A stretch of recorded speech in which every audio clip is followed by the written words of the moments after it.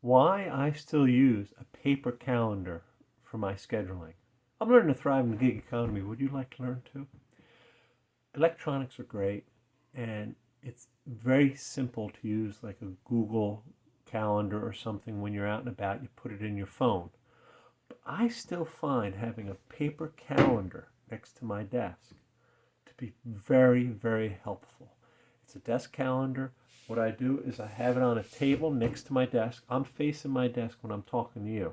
My camera's on my desk. So I can, right here, I can just turn and look real quickly and let people know if I'm available or not. This is important because if I'm doing something on the screen, I don't want to have to pull that down and open up a new screen just to look at my schedule if it's online.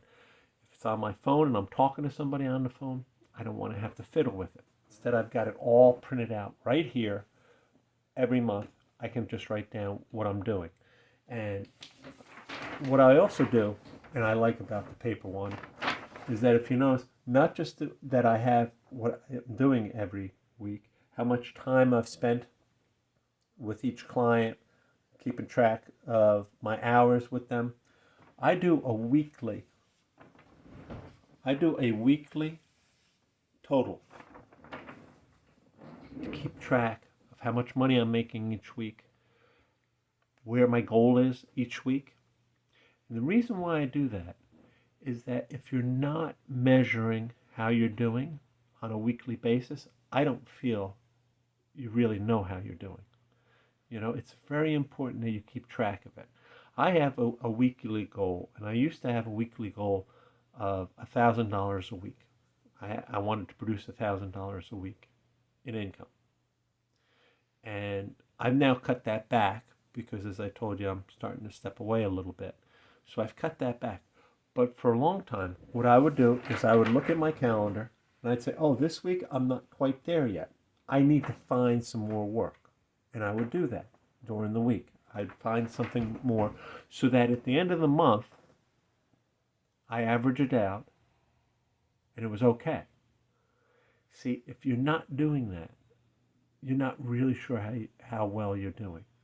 If you can't measure something, you're not really sure how you're doing. It's very important that you understand that. You have to have that measurement going.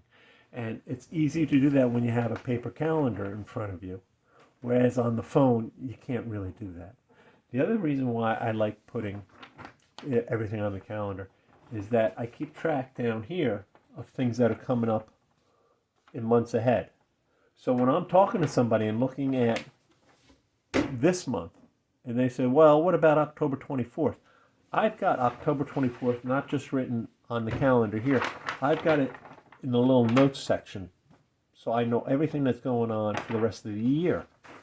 So I can look and say, oh no, October 24th is not good for me. I know it right away because it's right there in front of me.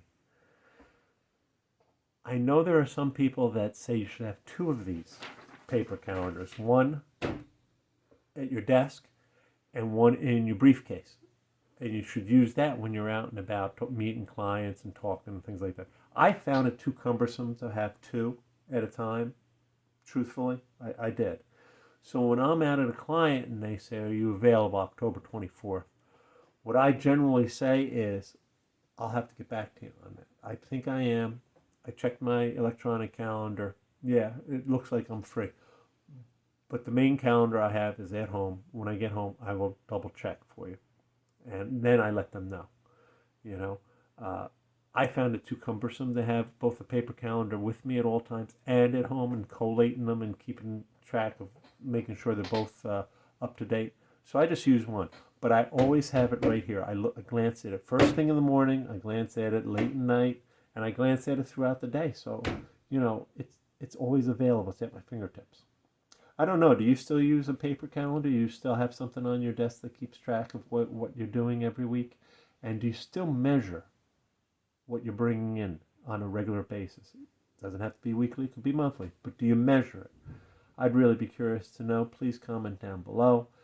Like and share this video if you find it helpful. I'd be curious to find out if you switch to paper calendars because of this video. It would be something that I think would be beneficial for you. Please subscribe because YouTube likes that. And until next week, take care.